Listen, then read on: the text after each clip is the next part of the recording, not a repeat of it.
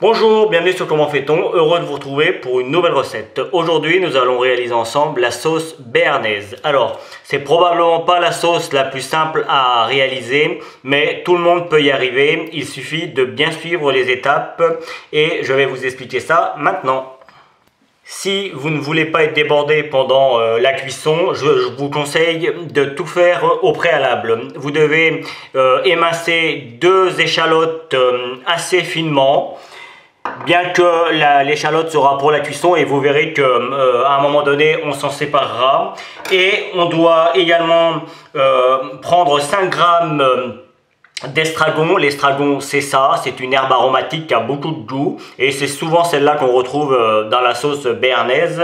Et du persil plat et appelé également du cerfeuil.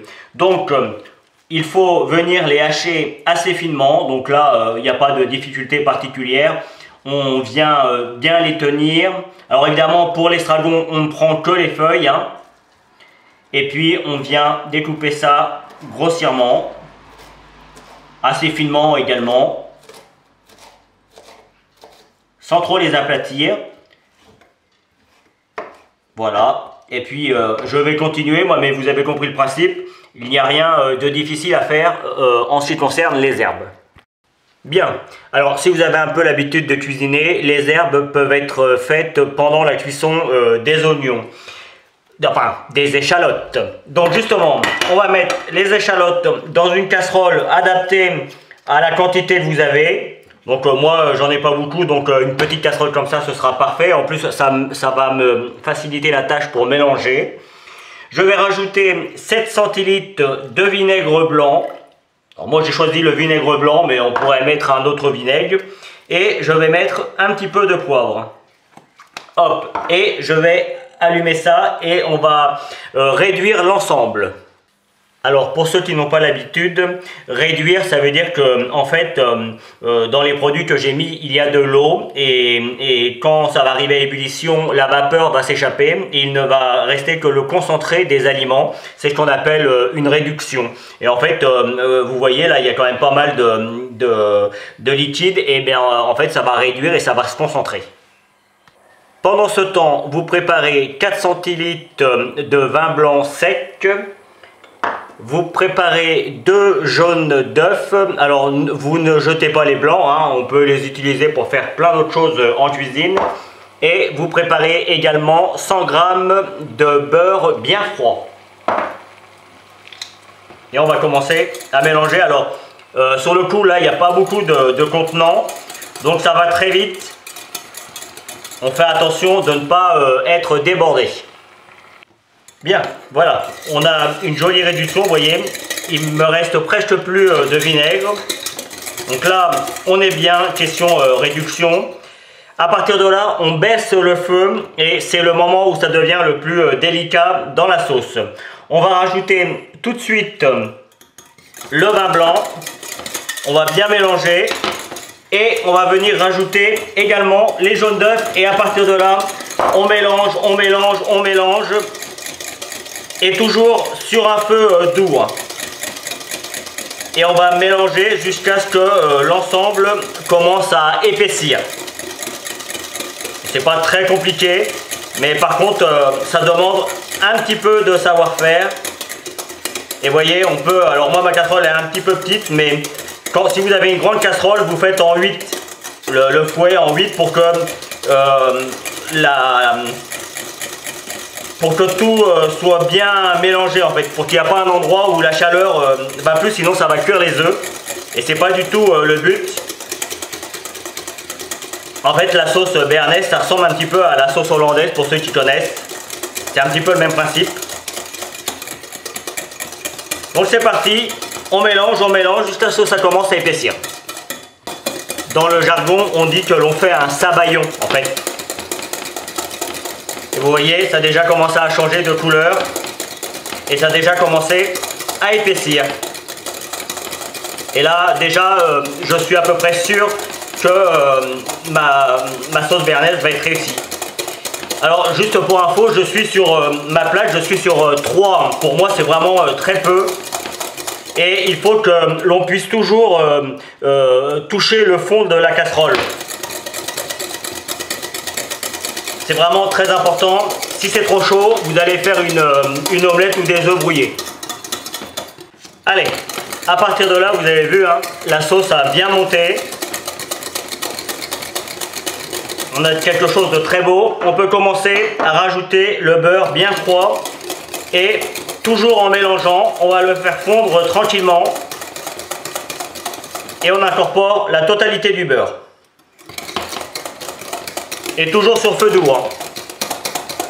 Donc là, il n'y a pas de difficulté particulière. Hein. Voilà. La sauce est presque terminée, mais quand on arrive à cette étape, on peut considérer que c'est quasiment terminé. On prend un chinois, on prend un chinois, c'est ça, ou alors un petit tamis, hein, et on va venir passer la sauce dedans. Alors j'irai récupérer, mais comme vous pouvez le voir, ça n'a pas accroché, c'est juste les oignons, enfin les échalotes que l'on voit à l'intérieur. Et on vient passer la sauce, vous voyez, on vient bien appuyer, et c'est là où je vous disais que les échalotes, en fait, on veut que le goût du coup. Alors, le temps que je fais ça, je vous explique que c'est une sauce qui peut être dégustée avec de la viande, mais on peut la déguster avec plein de choses différentes. La majorité du temps, on la déguste plutôt chaude, mais elle peut être aussi dégustée froide. Moi, je vous conseille, vous la faites et vous la mangez le jour même. On évite de la garder, même si les œufs sont plus ou moins cuits, mais vous avez vu, c'est quand même une cuisson lente. Ça reste des jaunes d'œufs, donc on fait quand même attention à la conservation. Et évidemment, je ne vous conseille pas de la congeler. Peut-être que d'autres vous diront de le faire, moi personnellement, je ne vous le conseille pas. Voilà, et vous avez vu, on vient récupérer, comme je vais utiliser, je vais mettre mes herbes, je peux prendre mon couteau qui a servi pour couper mes herbes. Je viens récupérer tout ce qu'il y a de bon, hein, évidemment, on ne perd rien. Je vais racler ma casserole, et puis, vous voyez, hein, il reste que les oignons en fait, hein, à l'intérieur. Que les échalotes, je vais y arriver, les oignons et les échalotes, ce n'est pas la même chose. Et vous voyez, je vais vraiment bien appuyer pour vraiment faire ressortir tous les arômes. Juste, je montre ma casserole, on n'a rien qui a accroché. C'est très crémeux en fait, hein, si on voulait regarder, c'est très crémeux, donc ça veut dire qu'on a parfaitement réussi. En tout cas, que j'ai parfaitement réussi, parce que vous avez encore à faire le travail. Ma sauce béarnaise. Et c'est vrai que, comme je le disais, c'est une des sauces en cuisine qui est un petit peu délicate à faire. Et c'est vrai que quand on l'a réussi, bah, c'est qu'on est heureux déjà. Et puis voilà, moi qui suis plutôt pâtissier à la base, quand je réussis, alors évidemment je l'ai déjà fait assez de nombreuses fois, mais à chaque fois je me dis bah voilà quoi, je peux parler cuisine parce que j'ai quand même quelques bases. C'est mieux quand on fait des recettes de cuisine, vous allez me dire. Voilà, allez. Il ne reste plus qu'à rajouter les herbes. Alors, moi j'ai mis 5 grammes et 5 grammes. Quand je vais mélanger, je vais voir si ça manque ou pas. Et si ça manque, j'en rajouterai un petit peu. Parce que c'est quand même le but. Ouais, vous voyez, je pense que je vais en mettre un petit peu. Donc, je pense que je vais passer à 10 grammes et 10 grammes. On s'adapte. Moi j'aime bien, c'est une sauce où il doit y avoir des herbes.